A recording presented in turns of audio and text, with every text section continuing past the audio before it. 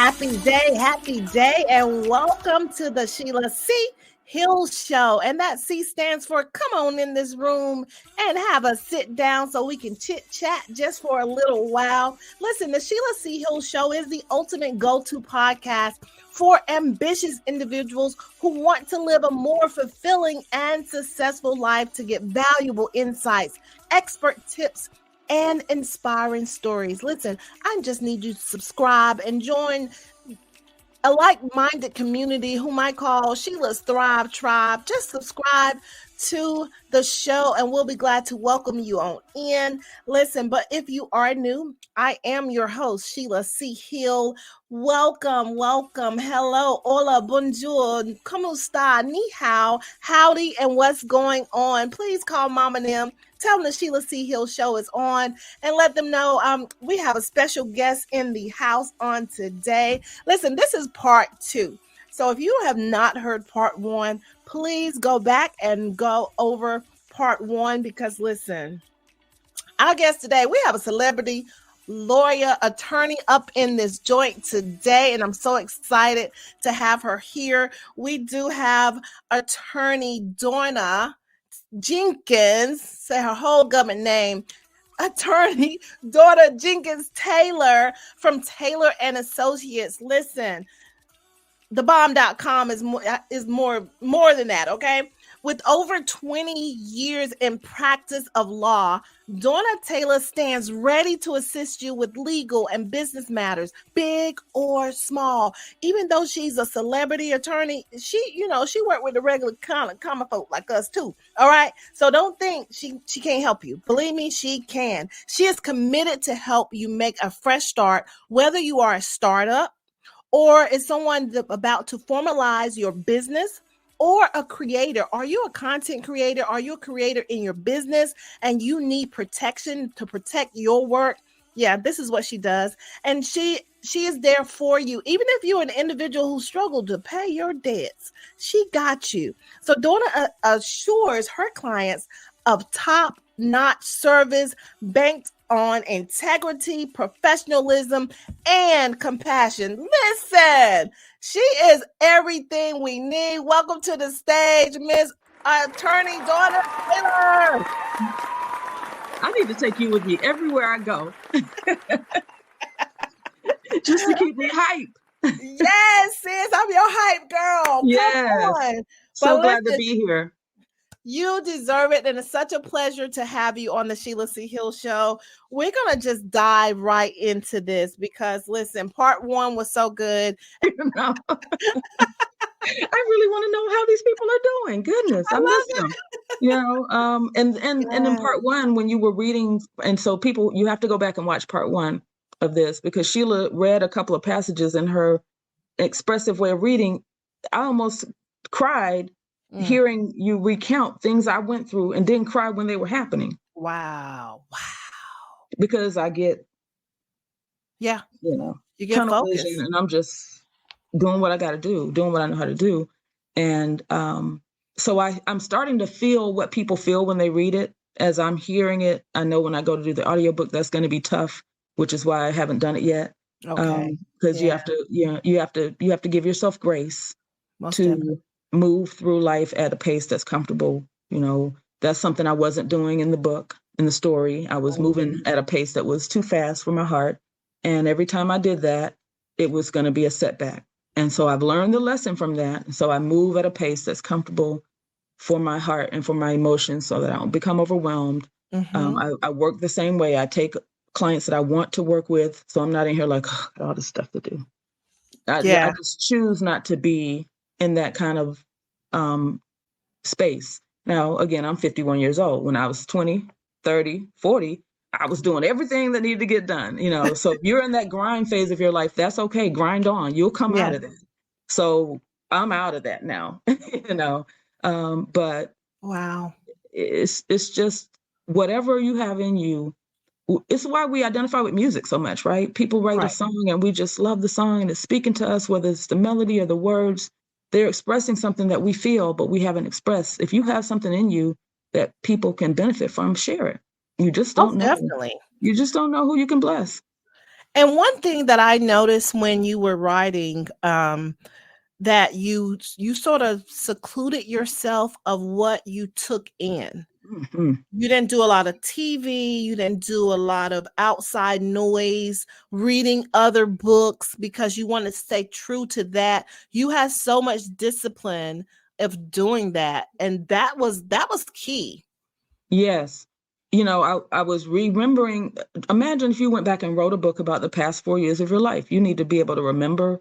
And everything was coming from memory. I didn't have to check notes. At the end, just for editing purposes, we went back and checked dates, checked text messages, checked photographs to make sure a couple of days I had mixed up in the early days that my son was like, no, Mom, this didn't happen. This happened the same day Daddy passed. Those days were a blur. So I had some of those days messed up. But I just really wanted to turn off the noise. I would write late at night, candles. That's my process. Candles lit, it smells good. I'm comfortable. I'm cozy. I feel safe. I have a little deck here at my home that I call my Zen deck that the girls put together for me after William passed away. It's just like a meditation place of peace where nobody can fit out there but me. My house is large, but that little space is small, and I can just kind of cocoon in there, and that's where I wrote. And I sit in my little egg chair with my candles, maybe a glass of something, and just write and stay in the moment. And I didn't want to read anybody else's anything, because I didn't want any of their stuff to seep into what I was doing and get a copyright claim. Exactly. I didn't tell really anybody that I was doing this, because I didn't want any opinions. I didn't want any why are you doing that? I didn't want any doubt. I didn't want any second guessing, and I didn't want any responsibility to others, accountability to others as to when are you going to finish. I give myself a deadline. My editor knew when it was. It was an important date, our 20th wedding anniversary, and I had that out there in mind. I wrote this book in 5 weeks. Come on now. So you knew that was ordained to never have written a book, and then you would write a book of this caliber in 5 weeks. That's to anyone. When it's your season, it's your season. When it's your time, it's your time. And I think back on, I think I had mentioned a long time ago, I was like, oh, you need to write a book. I ain't gonna write no book. I'm gonna tell nobody my business. Yep. Because you're so private when it comes to your personal, you're guarded, which of course you need to be in certain set, but it was just the season that it was in. But when you said, I know what I'm supposed to be doing. And it was like, okay, I'm supposed to write a book. So myself and Angela was like, yeah, we knew that. We've been telling you that.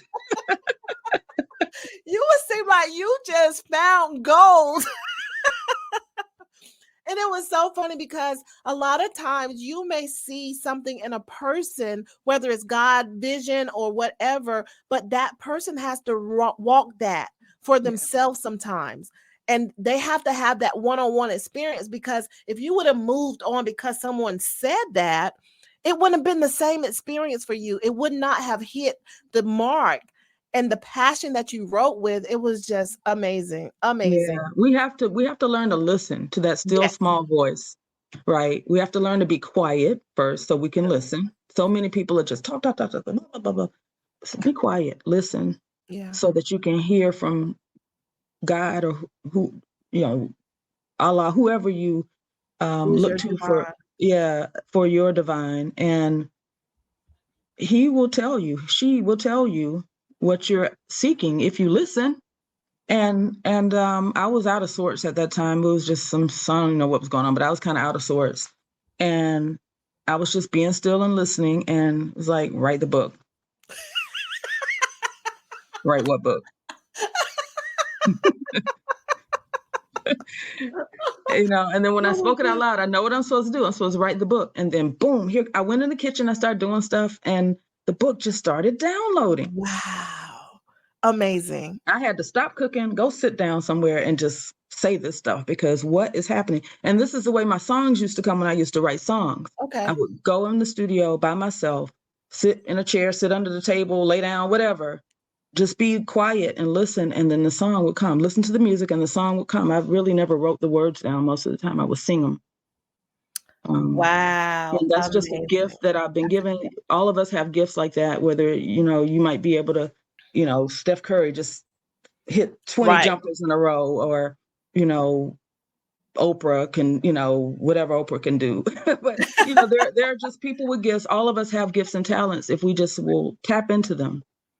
And that's the key, because a lot of times we don't put significance on it because we compare it to other people's gift and we feel like it doesn't measure. But your gift is for you to share with the world, no matter what caliber you think it is. But to someone, if it's saving someone's life, that's big enough.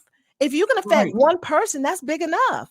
And I am so grateful that I can count about 50 people that swear to me this book has saved them. And I'm like, my God. And it all started with, you mentioned Angela. I first shared a small portion of the story on stage in Miami at a conference, the Free Hive conference. Yes. Shout out to Derek Harper, who's a client of mine. And I didn't mean to share the story, but I did in the moment. And after sharing the story, a person came up to me and told me that they were contemplating suicide, and my story made them change their mind. Wow. And so that is what I carried with me the whole time. I'm like, what am I supposed to be doing with this? And it culminated in September, write the book. So I was asking the question for over a year, what am I supposed to be doing with this? And still carrying some of the stuff, some of the anger, some of the hurt. I did go to therapy. It was very expensive, but it was worth every dime, to help myself understand what happened. To help myself understand how I'm supposed to not move forward in my life with some of the behaviors that I had that led to the situation, so that I don't attract the same situation back into my life. And when you've been married to somebody for 16 years, you've been with them for 20 years, and then you lose them, you can be very damaged and you can be very jaded, and it's very hard to move forward and into new relationships. And I knew that I needed to make sure that I was whole and able to move forward, whether I was going to go into a new relationship or not. Just me, I needed to be whole. I needed to be a good mother. I needed to make sure my children didn't grow up with daddy issues. And so I sought therapy to make sure that I could see myself outside myself. And I really recommend, like people said, or like Sheila said, just Jesus is wonderful. We all need Jesus, Allah, universe, whoever, but we need therapy. You need Jesus and therapy. Jesus equipped therapists with the tools. God equipped therapists with the tools to help us, just like he equipped doctors with the tools to help us, and lawyers and all the people that have professional skills and talents to help us. There's nothing wrong with going and sitting down. Now you don't even have to go anywhere. I would get on my computer with her and we would do therapy sessions. I've never met my therapist in person. Wow. And she's now treating a family member. Once I got to a point where she's like, I think you're okay. Then I paid for a family member who needed the same sort of help to see her, and she still sees her to this day. Wow. And it's important that we don't carry stuff that's so heavy. The baggage, mental health is on the bottom of the screen, Yes. It's that mental health is health. And it's really as important as making sure that you eat right and making sure that you rest, is making sure that your brain is functioning properly and that you have the headspace to process your emotions and your thoughts and your feelings. My husband would still be here if he had had the proper mental health treatment. And I'm convinced of that based on my therapy. And so what I went to therapy for was to make sure that I don't allow my children to end up in a situation where their mental health has been damaged. And what do I need to do as a parent to parent them in a way that makes sure they're strong? I feed them. I make sure they have a house, clothes, But how do I make sure they're strong mentally so they can endure? These kids these days don't know how to be told no. Children are out here trying to threaten to harm themselves because somebody told them they were ugly. Like, these children don't know how to process pain and rejection and hurt.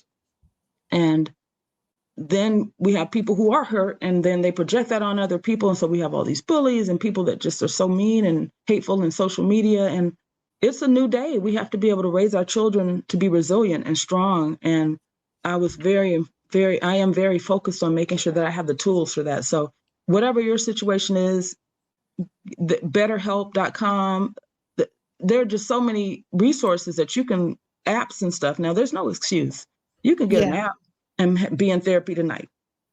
That's true. You know, you can do a meditation app. You can do online therapy. There are phone numbers you can call. There's just so many ways to get help. You don't have to go lay on somebody's couch. So there's no excuse, but the excuse you're giving yourself of why you're not getting the help you need if you've got challenges and we all have challenges. Get that right. Yes, ma'am, we sure do.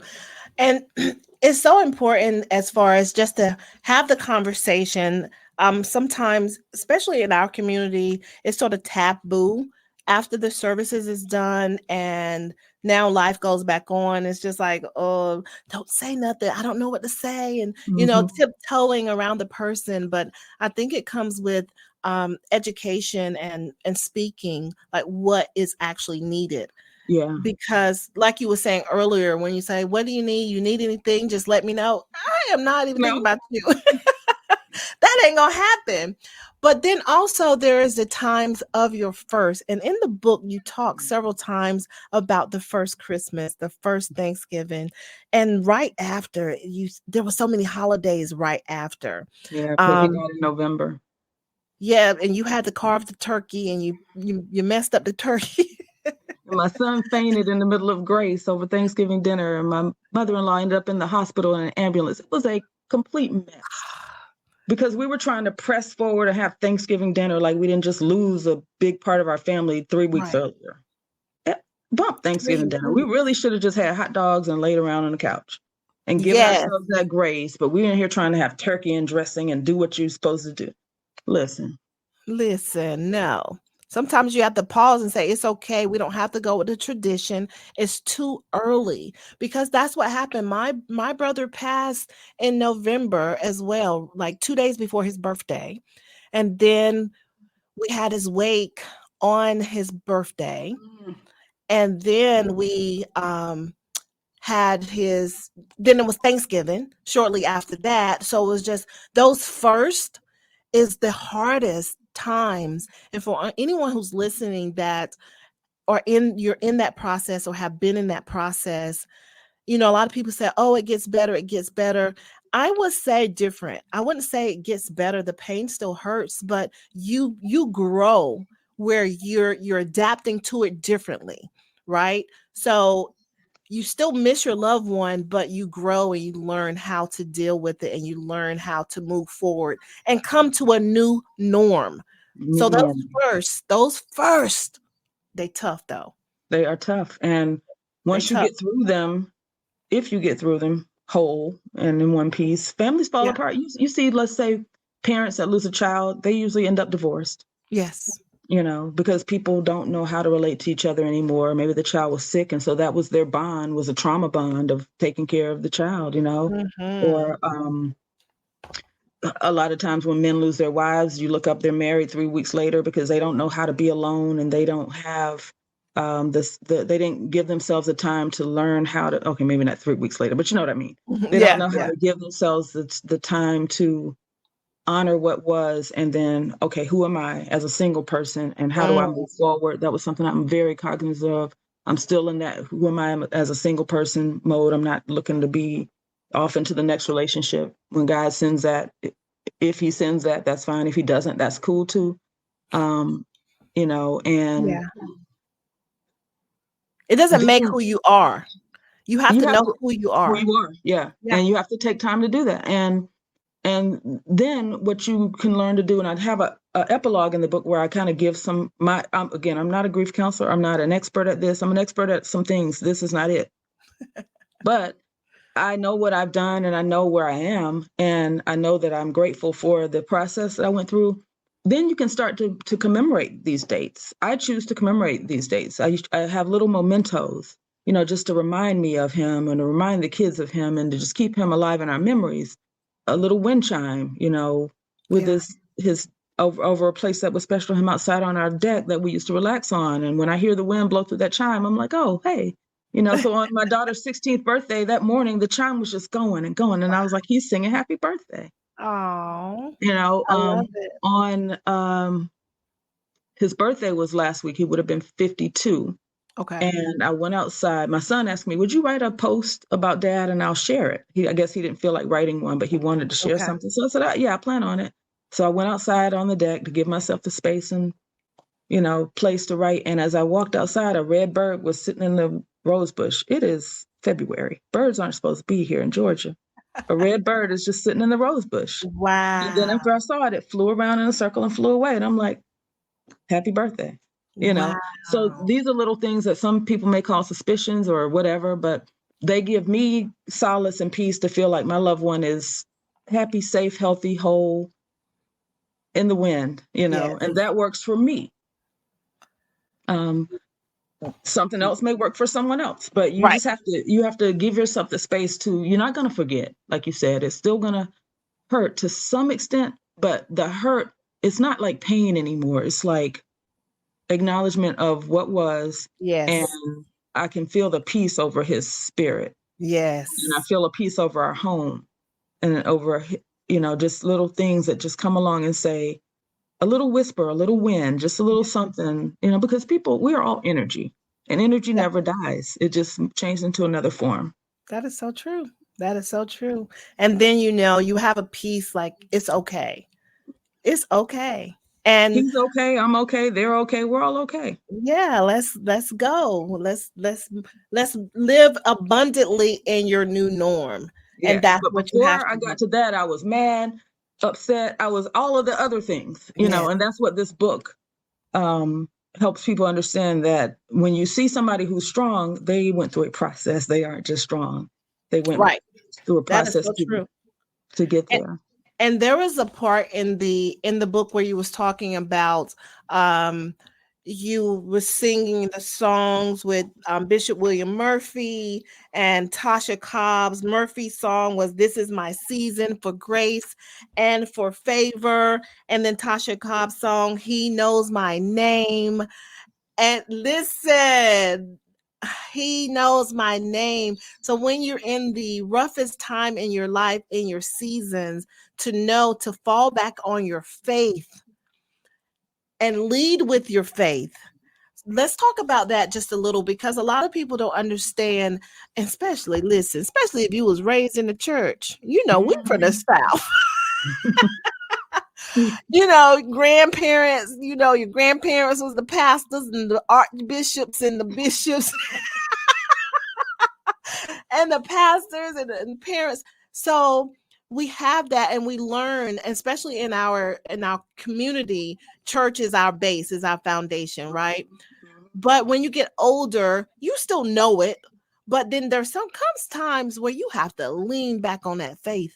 Yes. So I see that in the book where you was talking about the songs and the different things that you were singing, even that you were singing and you was afraid that one of your children would hear you. think you lost her mind. Going crazy. That woman has finally lost her damn mind. I knew it was going to happen. and as God has it, so that though I didn't. Okay, let me back up. I was listening to those two songs. It's William Murphy's song is called "It's Working," and one of the refrains of the song is "Everything is working together for my good." And I would sing that to myself in a time that it felt like everything was working against me for my ruin. But I was claiming everything is working together for my good. I just got to keep going. It's good. It's working for my good. And I would just stay in that space. And then Tasha Cobb's song was the opposite for me. It was, I'm over here struggling. I'm down. I'm lonely. I'm alone. But he knows my name. No mountain can stop me. No, he holds my hand. So I will be okay. That was, those were my two songs that I just stayed on. And as God works the way he works, by the time a year had passed and I had opened my practice back up, both of those two people theoretically or if I had a door for them to walk through. They both walked through the door and have become my clients. Both William Murphy and Tasha Cobbs Leonard are my clients.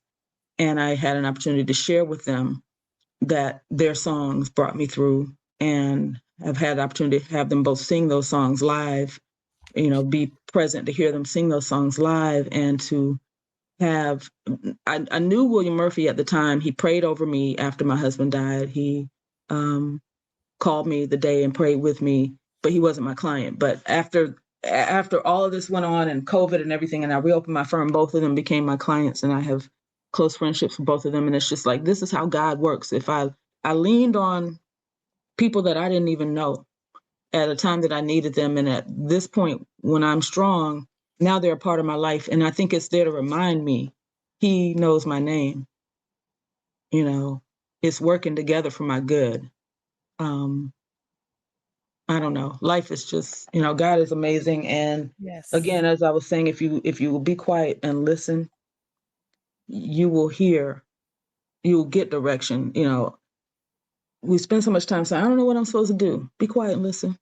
Be quiet and listen all the way. Just hush your mouth, like my grandma would say. Just hush, honey, yeah, and sit down. They had a song back in the day, hush, somebody's calling my name. They knew stuff that we don't know.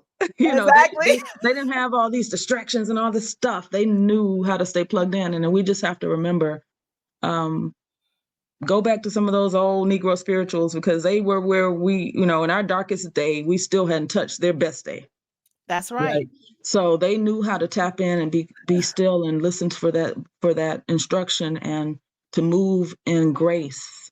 That's one thing I do see Oprah Winfrey do. Maya Angelou did that very, out loud. You see them, in God, I have my intention, and my, you open each day with an intention, and you set your focus on what you want to accomplish, and then you move toward that, instead of just being out here all over the place, doing whatever. And I know I look like a person that's all over the place doing whatever, but it's all very organized and orchestrated, that I'm a singing, songwriting lawyer with a book out.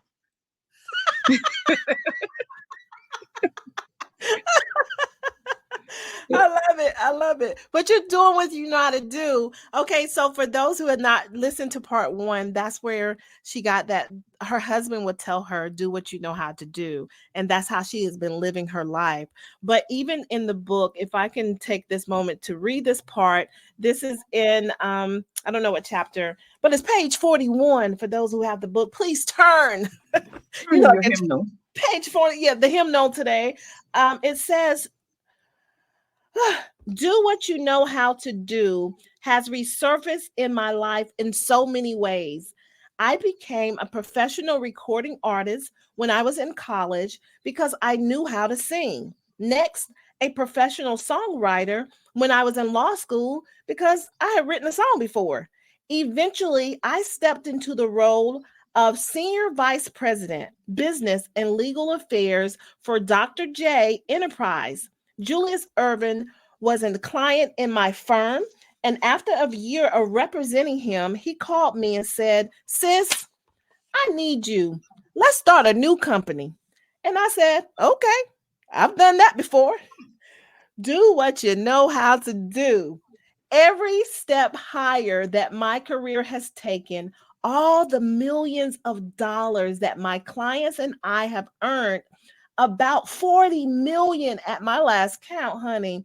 Most everything I've ever done was novel to me. The common factor was that there was something about it that I had already knew how to do.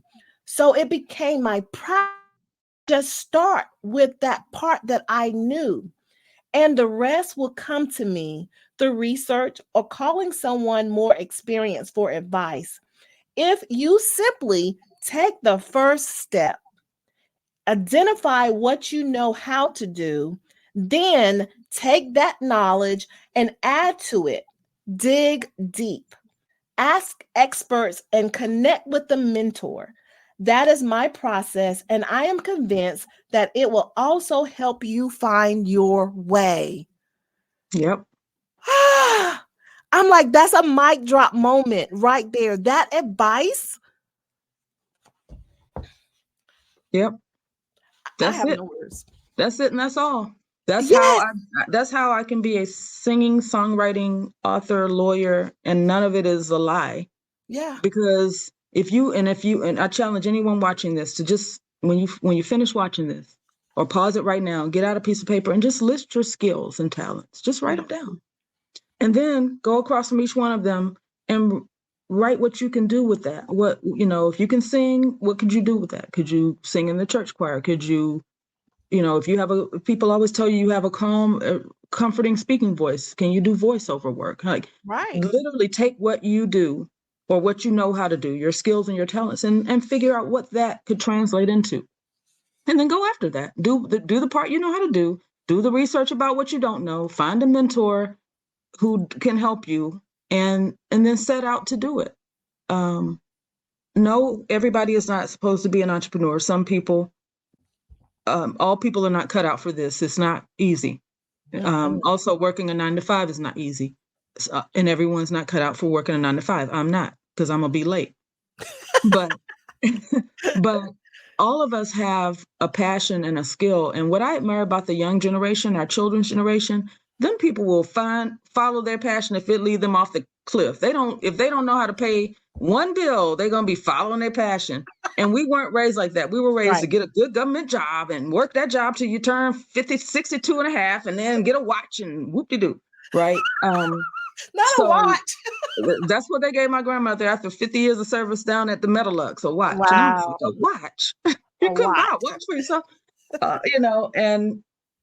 So each generation gets a little bit more bold, each generation gets a little bit more comfortable. But for the people that are in our generation, that we were raised in the get a job and work it till you can't work no more generation, it's not too late to go make a list of your talents and your skills and what brings you joy, and spend some time. You don't have to do it all the time. It might not pay the bills. It might be a hobby.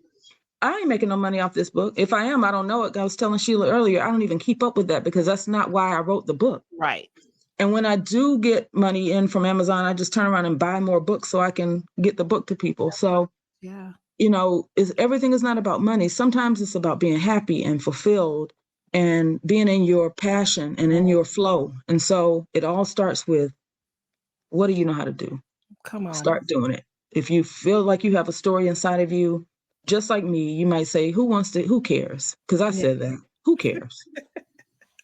I have an inbox full of people that care. I have reviews on the Amazon of people who care. I have people who come and sit in a room with me for readings and tell me how much this mattered to them. I have family members who call me and tell me this helped them, because if nothing else, they know I'm okay. It helped my son. We talked about that in the first part. It helped my mother to deal with the anger that she had for this being my circumstance. And you also have something in you that people need. And you have to get out of the way. Make that list, write down what you know how to do. I'm at some point going to do a workbook that guides you through this. Again, I give myself grace to do things at a time that works for my mental health. But there will be at some point a companion workbook to the book that will help you with that. Oh, wow. But in the meantime, get out a piece of paper and just start writing down your skills and talents. You don't need me to go through a whole bunch of publishing for you to do that. Do the work. Put the work in, and no excuses. No excuses. This is your life. You have to take control of it. I would challenge everybody watching this to list at least 5 things that they know how to do. 5 skills and talents. And then see if they align with what you're doing on a day-to-day. And if you aren't doing at least 2 things that you're skilled and talented in, what is life? Maybe that's why you're angry and upset and pissed and stressed out, because you're walking against the flow of your life. Come on. Listen, you done spoke something. Let me get my little clapper out. Let me. And because I'm menopausal, I'm gonna get my fan out. Lord. I love it. That's so much wisdom. So much wisdom. Girl, that's good therapy. That's good therapy. These are the types of things that therapists help you to work through, you know, as well. I'm not just smart. I've done the work, right? You got to do the work. There's no reason for us to be out here miserable and sad and hurt and hurting people and arguing and bickering and not speaking to family members, work through your stuff. That is so Find true. your happiness so you can exude happiness. Because if anybody has a reason to be up here mad and bitter, I'm one of the people that has a right. Okay. Yeah. But what do you get out of it? It's gonna affect your body because you're holding in that anger and stress. And a lot of people go to the doctor and the doctor's like, well, you're fine. And it's like, no, this is emotional that you're carrying. It's affecting you physically and affects you mentally. Your blood pressure is up. When people say, you're gonna get my pressure up, that's true. People can get your blood pressure. I was at a point where my blood pressure was high, my blood sugar was going crazy. I mean, I wasn't eating worth a damn. I couldn't sleep. Like, I was just a mess. And I had to get a control of myself. I was over 200 pounds and I used to be 118 pounds fighting weight. I just had to get control of my emotions and all the things that I was doing to sabotage myself. Not on purpose, just grinding, trying to build, trying to chase some carrot. And then I watched my husband die at 48 and I was like, and for what? All the racing and working and stuff he did to try to chase this carrot and didn't get there. And that was a wake-up call for me to say, all right, you gotta be happy. You gotta get in the flow of what's supposed to be happening for you. And you gotta keep these kids in the flow of what their destiny is. So now my daughter, I'll just use her as an example. Yeah. She thought she wanted to be a engineer like her dad. And she was like, doing what it seemed like she was supposed to do, right? And when he was an engineer by trade, but he really was very interested in real estate and building houses and luxury homes. And all this stuff you see on these walls, he did all this, he designed all this. And if you can see my ceiling, there's beautiful coffers, and he would draw this out by hand, but he's an engineer. He designed cell phone batteries. That's what he did for a living. But his passion was the architecture and design, but he didn't have any training in that. He just had a skill and talent. He could draw beautifully. And she was following down that engineering path. His oldest daughter, Jasmine, went to North Carolina A&T just like he did, was going into computer science, hated it, but was trying to go through the motions of what she thought she was supposed to do. And when I gave my daughter, Ashley, the permission to, what do you enjoy? Well, I enjoy building houses and designing houses. And she would be on Minecraft and Sims, just making these whole cities. And so, okay, what is that? That's architecture. Right. Forget engineering. Let's look at architecture. She is now in her second semester of architecture school. And the designs that this girl is coming up with, she can draw. I had never seen her draw a thing in her life. But when she got into this architecture program, they have drawing classes, and she has a natural talent to draw that she never used. My son draws all the time. He would draw Sonic and little cartoon characters. Yeah. She never drew anything, didn't even color. This girl is drawing full-scale buildings, sitting in front of a building, just looking at it, and this talent is there. And if she had not tapped into it, she could have gone her whole life being an engineer. Come on. That is so true. And then there's so many parents that pressure their children to go this route. Oh, there's good money in this. You need to go this. Your daddy did this. Your mama did this. And it's just like, and they're caught. Yeah, because she won't make anywhere near the money she would make as an engineer, as an architect, but she will be happy. There you go. I love it. You're a good mommy. Oh, you're giving them that freedom to be them and to find out who they are without that extra pressure. Yes, because it goes back to what we talked about in the first half. If I have done what I have done and I have grinded and I have attained a certain level of success, I can set them up to be trust fund babies so they can have the freedom, because I've earned money and I have stuff away from them, for them. So they can have the freedom to explore they don't have to get it out the mud. They don't have to do what they can do to eat. They're going to be okay, even if they don't make a lot of money, because I'm making sure of that. No matter if I'm here or not, they're going to be okay. So I know I can give them the freedom to follow their dreams. Now, they can't be out here just being a TikTok personality or something, that might phase out later. And I'm not diminishing TikTok personalities, but we don't know how long that'll, stick around. Or what that'll end up looking like. But, if there's something that makes, when she says, is it bad that after class, I just stay and do work because it's fun? Everybody leaves, but I just stay and I design because it's fun. And I'm like, no, that's the point, baby. Exactly. To enjoy. And she's 19 and she lost her father at 15 and she's 19 and she's happy and she's doing something that makes her happy and she has fun in college, in the classroom, not at the party, because that's where we have fun, at the party. She's in class. This girl, I don't think this girl has been to the party. And I'm not saying that because she's like, I don't go to parties. I'm saying that because we can track them. I can track them. She'd be at home. She's in the studio. I just am so grateful that, again, the work I did was for them and for me, but for me to be able to have the good sense to not be out here in scramble mode and panicking. You need to major in computer science because those people looking for Black girls, you know. Okay. And this is what we did to Jasmine. She's now almost 30. We put her in a computer science program because they promised certain incomes, and it's like, but she's not happy. She wasn't happy. We learn from our mistakes. And so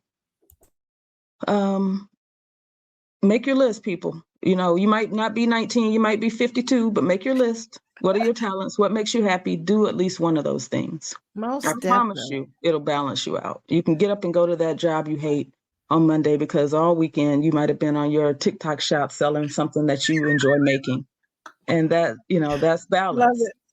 That is balance. Yes. I love it. I love it. So we have an update on the children. They're doing well. Your son, Tay, he's a respectful young man. He has a sense of humor. Did he get that from his mom or his dad?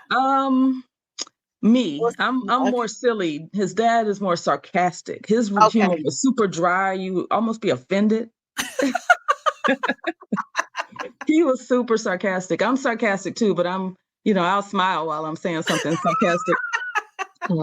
So Tay is very much like me. He's grown this full afro. I have the least amount of hair in my household. I chopped all my hair off. That's in the book too. You got to read that part in the book. Yep, and her daughter was her barber.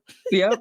And hadn't been to a barbershop in, what has it been, 3 years since I cut my hair off? Still haven't been to a barber. I'm cutting it myself, if I do say so myself. Hey, listen good, girl. And he's into photography. He's interested in film. He was going to be a lawyer. To that point, he was going to be a lawyer. He was going to be a lawyer. And I was like, bruh, I don't know about that. Like, why you want to be a lawyer? It's not really what it looks like, Yeah. And I was just honest with him. I can pass this law firm down to you, but I don't think you're 16. I don't know if I'm going to hang on for you to go to law school, to be honest with you. Yes. I don't know. And I don't know if this is what you want to do. He thought he wanted to be a criminal defense lawyer. And again, this is people doing what they think is expected. And at some point he's like, I think I'm interested in film. Great. Okay. It's wonderful. What do you like about film? Let's get you into film camp. Let's learn about the different aspects of film. Again, that my children will not be getting nothing out no mud if I have something to say about it. And I didn't have to get it out the mud. My parents didn't have to get it out of the mud. Every generation made the way for the next one to be able to do what they know how to do. And so now he's in a phase where he's like, well, I don't think I actually want to work in film because the jobs are kind of hard to find. And it's kind of, and I'm like, yeah, but why can't you be the exceptional one that gets the job? Period. That's right. And also I know people. That's how this works. That's how they do this. They set their children up. Connections. That's right. Sometimes I can have you on a lot this summer. If you want to work on a lot, you'll be working on a lot. Which one do you want to be on? So I'm not going to let him talk himself out of his dreams, Right. Maybe it doesn't work out, but it won't be for trying. That's all. And that's really what I'm trying to convey. I'm not just bragging on my kids. I'm trying to convey to people, just don't talk yourself out of. I almost talked myself out of writing this book. Yes, and even down to the wire. It was done. The book was done. He was like, I'm changing my mind, y'all. Like, what? What? And we have already read the manuscript, so we knew the power that it had. And my experience when reading it, it touched my soul. It reached down and I had this feeling it was like in my heart, like I felt it and it just lingered because it had so much in it. And it was just like, oh my goodness. And then by the time it finished, it was just like, I was holding my breath, like basically reading the book the whole time. I'm holding my breath. Okay, what's happening next? It's like, okay, we got a breath. Oh God, you mean what? The car, the accident, what? And the trash can. We didn't even talk about the trash can. I got to read the book to find out what happened with the trash can. You have to read the book. You have to find out about the trash can. You have to find out about the car. What did you name the car after it was over? it always won the car that brought you through Oh, because my it was trusty friend. Yes. It's a yes. trusted friend that I can rely on. Yes, yes. Listen, all of these pieces you have to tap in because I know you're going to see yourself in whatever situation that you're in, and it's going to give you some key points and some guidance of how to get out of where you are. It's going to help you get unstuck from Because baby, we where were you are. stuck. We were 3 people stuck in a 2-seater because I didn't have nothing else to work with. I mean, it was bad. And I mean, and I'm saying it was bad. It could have been worse. I get it. I have a car. I had a home. Right. I had a trash can. But when you first read it, and Angela first read it, and a few other friends I trusted first read it, and you were saying that it touched your soul, I still didn't get it until I read it back, like I said, about 2 weeks ago, as if I didn't know these people, and I was just like, oh my God, these poor people. Oh my goodness. Oh, what? Mm-hmm. Hope they're okay. I got to go to the next page to see what happens to these people. Jesus Christ, And then I got it. I can receive what you're saying now because I read it in that way. Yeah. And God sustained us. I just, I don't take credit for being on the other side of that.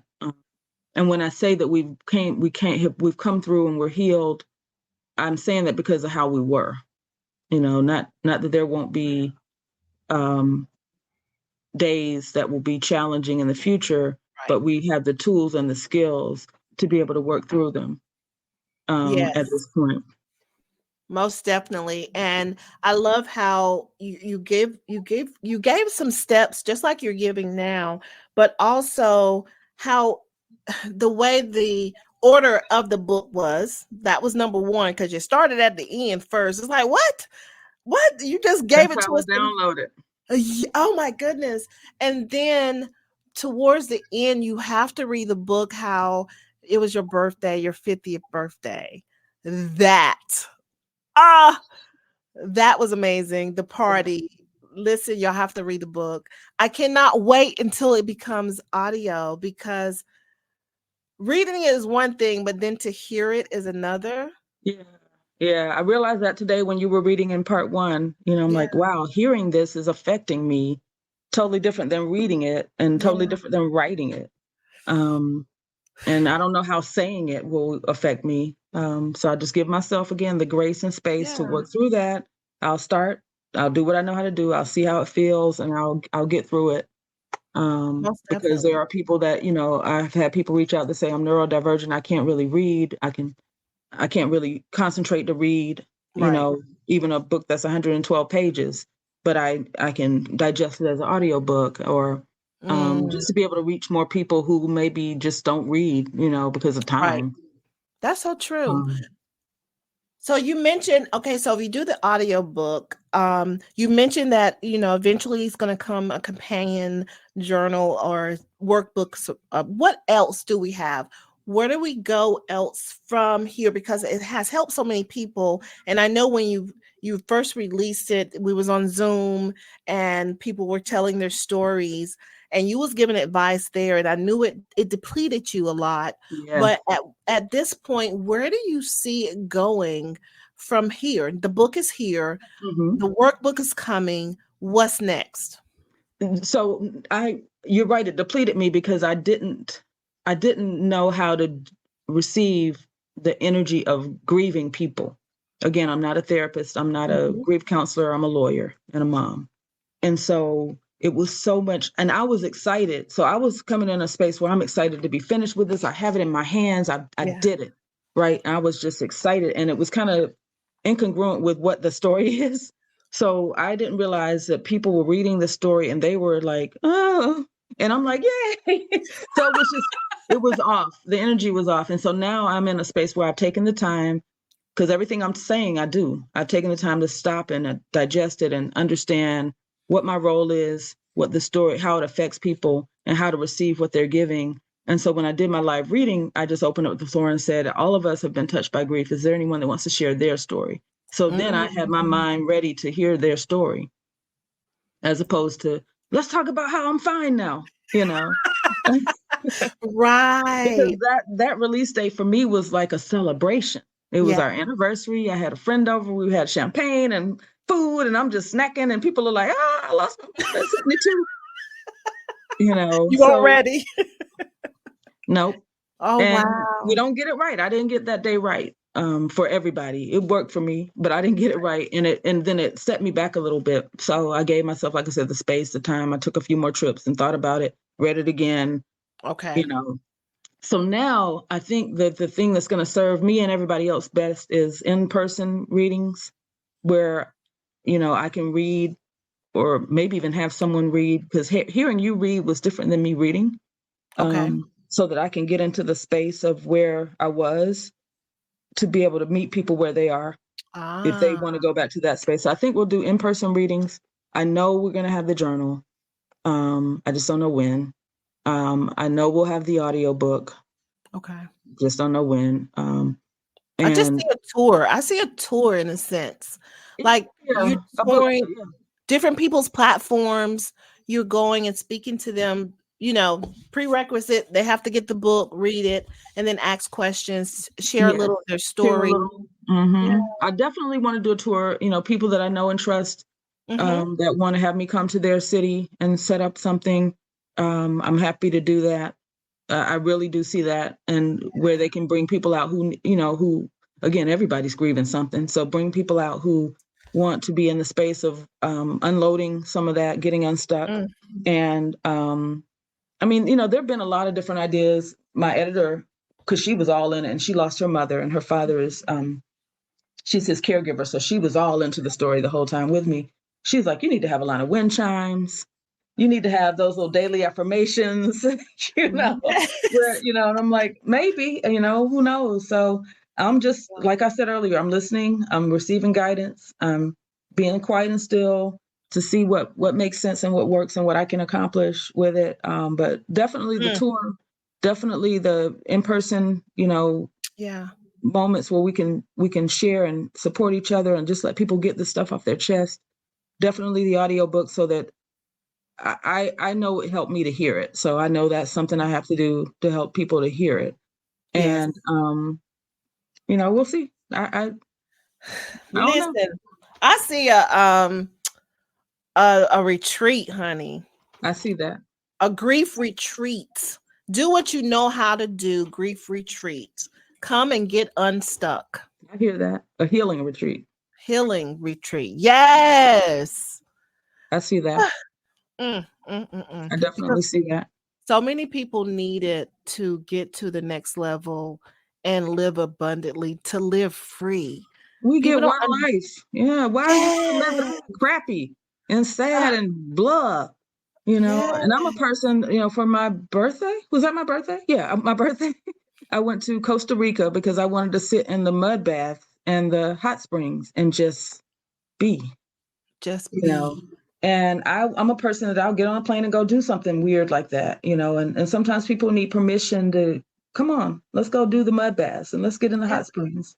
And so I see that, you know, somewhere in Costa Rica, Belize, someplace that's just peaceful and more in tune with nature. You know, I'll do my Ritz-Carlton trips too, but I feel like for what you're describing, those are, you know, that's more in tune with us just being able to give ourselves the grace and the space. I'm not just saying stuff. This is really how Sheila knows me. This is how I live my life. Yes, and, it is. And grace and a timing that doesn't make sense to other people sometimes, to where I'm just like, be still. Be still.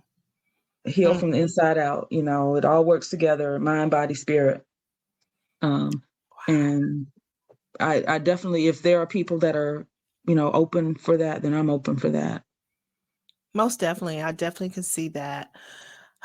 It's so much that, and when, and you said before about being your God project, your passion project, it is bigger than we can even imagine. This is just the beginning. And this is just the tip of the iceberg for you and this project, because we serve a big God. We serve a mighty God. So what he has envisioned for you is I want you to just prepare yourself. So go on and get your me time and all these trips out the way, because you're about to be busy, sis. Look, I've learned not to discount anything you say. So, okay. Yeah, and when God shows up in my life, he shows up big. Like everything that I've ever done has always been big. I'm Yes. not gonna just be the lawyer. I gotta be the celebrity lawyer. Like that's just how my life. I'm not just singing in the church choir. I gotta write songs and they gonna be on the radio. That's just how my life is. And you I've get come to gold accept records. Don't forget that. yeah, and then end up winning awards and Wow. I moved through a lot of my life saying stuff falls in my lap. Now I'm wise enough to know that no, these are blessings that are placed in my life. And so I can see that falling in my lap. Because it just that's the way my life goes, and that's okay. And maybe I had to go through everything that happened to be able to come to the realization of where my help comes from. Maybe that's what this was all about. Come on. And when people go through so many things and they just feel like, oh my God, I'm never going to get a break, but there's a reason on the other end. The thing for you to do is just keep pushing forward. Just keep pushing forward. Understand that you're going to see your purpose on the other side of it. Mm-hmm. And it's I greater. never operate in the thought process of I'm never going to get a break or why me. I never operate like that. I operate more like, what do I need to do to move through this? Yeah. How do I get past this? I never do woe is me or why me. I don't. So many people live like that.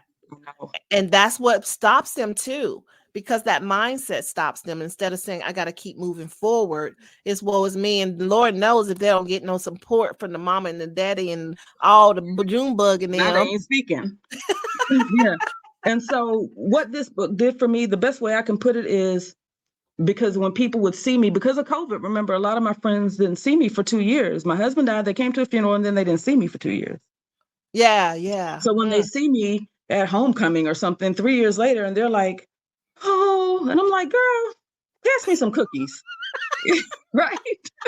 And so it was weird because they were stuck where I was at a funeral that was in 2019 and it's 2020, 24. So writing this and allowing people to see that I already went where you think I was, it gives me the freedom to be like, pass me some cookies. And not feel guilty or feel like, a lot of times, I'm saying this to say, a lot of times we give people what we think they want from us. Come on. And I wasn't, aware enough to think I was supposed to go to homecoming like the Black Widow, Okay. Right. 3 years later. Now, the first year, if they would have had it, I wouldn't have been there, because I wouldn't have been able to handle it. But we are allowed to move along in life and not be stuck. And we don't have to play the role of the pitiful person for other people's benefit. Come on. That was powerful right there, for other people's benefit. And then to get that attention, and then that's going to be a negative attention, and then you're going to get used to it. And then when it's not around, then what do you have? Nothing. And that's why people's marriages fall apart when a child dies or graduates and moves out of the house and they don't even know each other because they haven't even shown up as who they are. They're just mom and dad. Well, who am I married to? Mom? I don't want to be married to mom. Nobody's mama. Who is my wife? Wow. A lot of times, especially as we're going through our transitions in life as we age, there are people that you realize that they thrive off control or pity or woe is me or emergencies. You have to identify in your life when you're being the Debbie Downer. My son used to do this all the time. Every time we would say something, he would find the negative and we would call him Debbie just to point it out and break him out of it. Like, Debbie. Okay, Debbie. And my husband was a Debbie Downer. He was an engineer. So his job was to think of what could go wrong. Okay. And I'm like, what could go right? Right. And so, that's another exercise. I need to get my pen out or start dictating. I'll watch this back, but that's another exercise. How can we flip the script and the narrative in our mind to not see the glass as half empty? Bump the glass. Don't even worry about the glass. Oh my goodness. We get in these roles. I have people in my life that the whole context of our relationship was what they could control about me or what they could get to through me, access to something, or how they could look because they are affiliated with me. Right. And my clients, it's even worse for them. I'm not famous, right? So, I mean, I've watched how people operate around celebrities. It's a beautiful case study to watch people when they get around famous people, just to see, the stuff they let, and it's not even the people, it's the stuff they let the famous people get away with, and how it changes them. There's a lot that we can, if we look inward, we get still, we get quiet, we listen, we can grow and not be, there's no reason to not be speaking to your family members or, being mean to people, holding a grudge from something that happened in 1974, hurting them.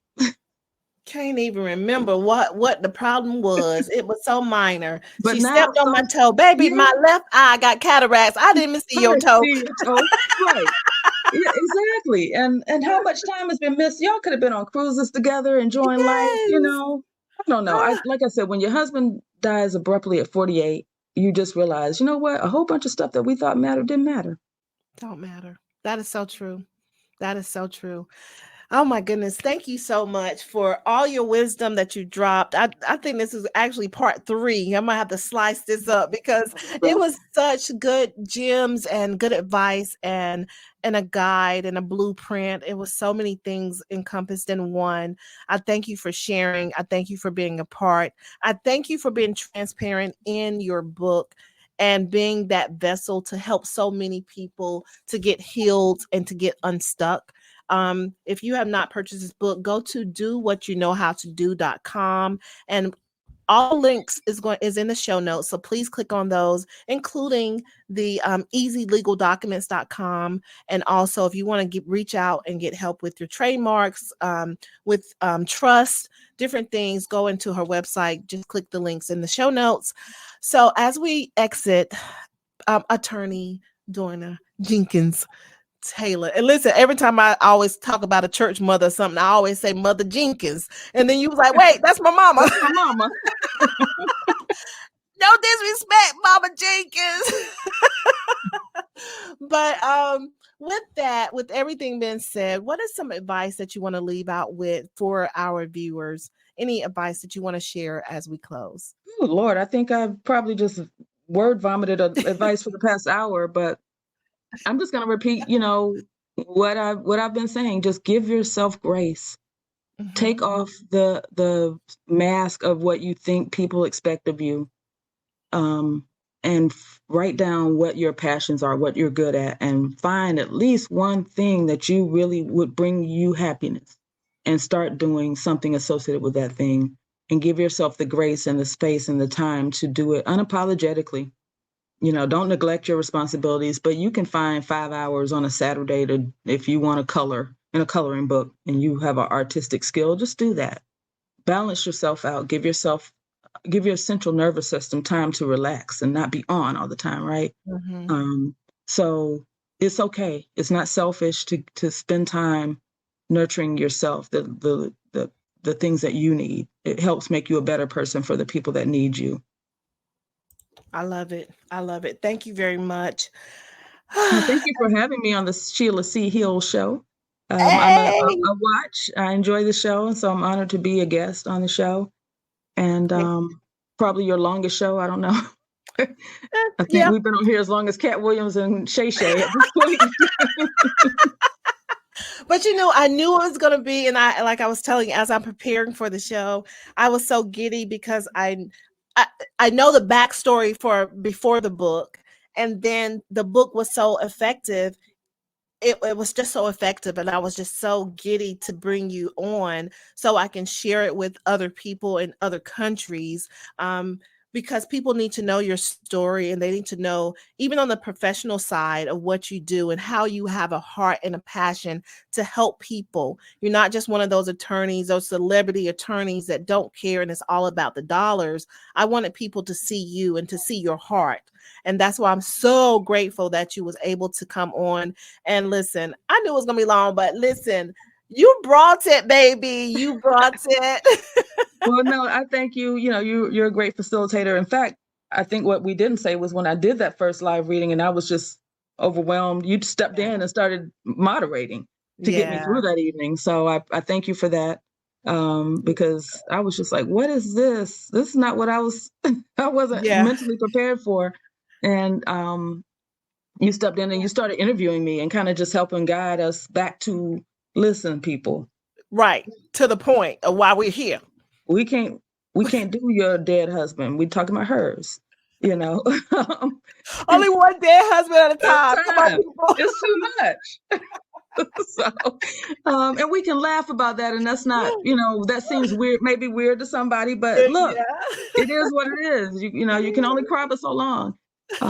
And so, you know, I appreciate that. I should have known this would be, I did know this would be wide ranging. I didn't know it would be as wide ranging as it got, but, you know, I've had several revelations of things I need to do in this process, which happens when you and I talk.